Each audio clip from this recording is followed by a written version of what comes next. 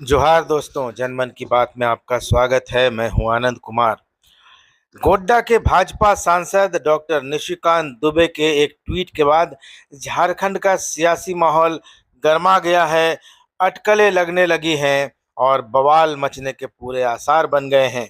एक लाइन का ट्वीट है डॉक्टर निशिकांत दुबे का, और वो ट्वीट की किस तरफ इशारा कर रहा है, इसको लेकर अब अटकलों का बाजार गर्म है। और ये ट्वीट निशिकांत दुबे ने किया है, और उन्होंने सिर्फ एक लाइन का ट्वीट किया है और लिखा है, इस कलयुग में झारखंड के शिशुपाल वध का समय आ गया है। अब निशिकांत दुबे क्या कहना चाहते हैं इस ट्वीट के माध्यम से, इसको लेकर लोग अपने अपने तरीके से इसकी व्याख्या कर रहे हैं। लेकिन चर्चा तेज है कि निशिकांत दुबे मुख्यमंत्री हेमंत सोरेन की तरफ संकेत कर रहे हैं।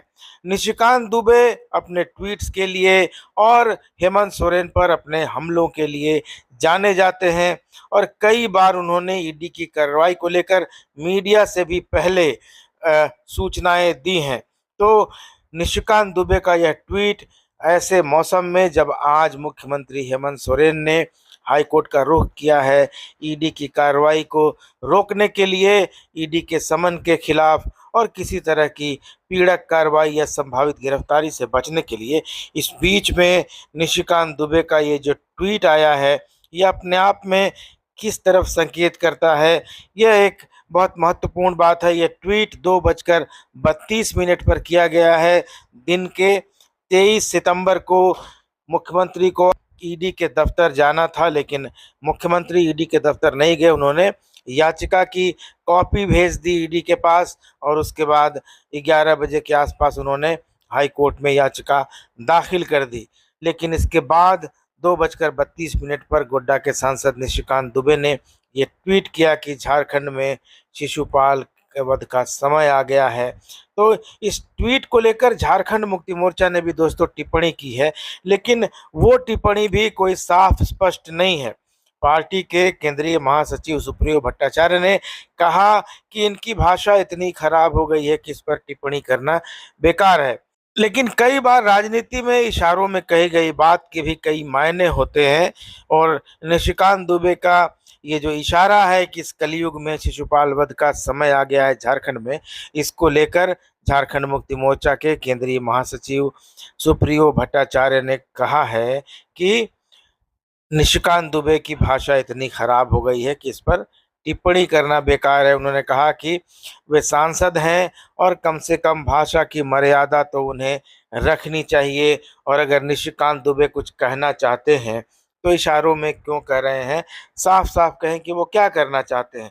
हालांकि सुप्रियो भट्टाचार्य भी इशारों इशारों में बात करने के लिए मशहूर रहे हैं। कुछ दिन पहले उन्होंने एक बंगले की तस्वीर दिखाकर इशारों इशारों में बाबूलाल मरांडी से पूछा था कि ये बंगला किसका है, ये गलियां किसकी हैं, ये चौबारा किसका है।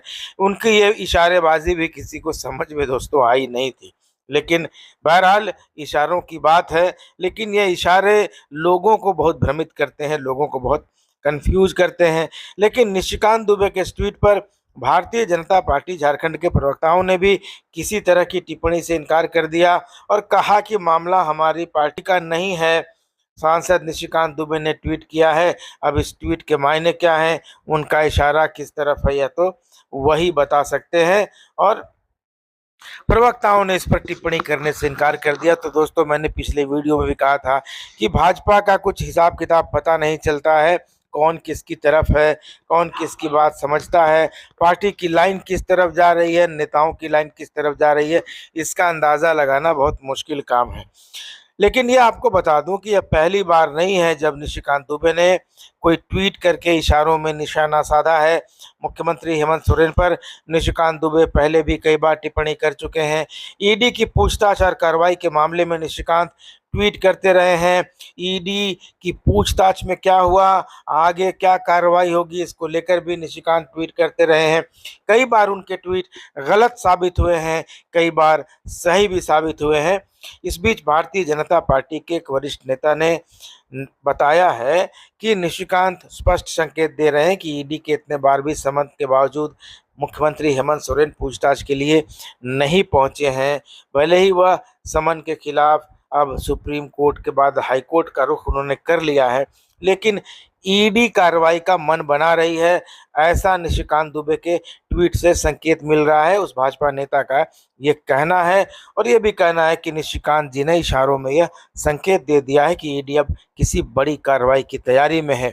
लेकिन असल में निशिकांत दुबे के इस ट्वीट के क्या मायने हैं, क्या मतलब है, इशारा उनका किस तरफ है, कौन झारखंड का शिशुपाल है, किसकी 99 गलतियां पूरी हो चुकी है और 100वीं गलती पर उसे सजाए मौत मिल जाएगी, ये सब समय के साथ स्पष्ट होगा। लेकिन निशिकांत दुबे के इस एक लाइन के ट्वीट ने झारखंड के सियासी माहौल में अटकलों के बाजार को थोड़ी और हवा दे दी है, राजनीतिक चर्चाओं में थोड़ी और गर्माहट ला दी है।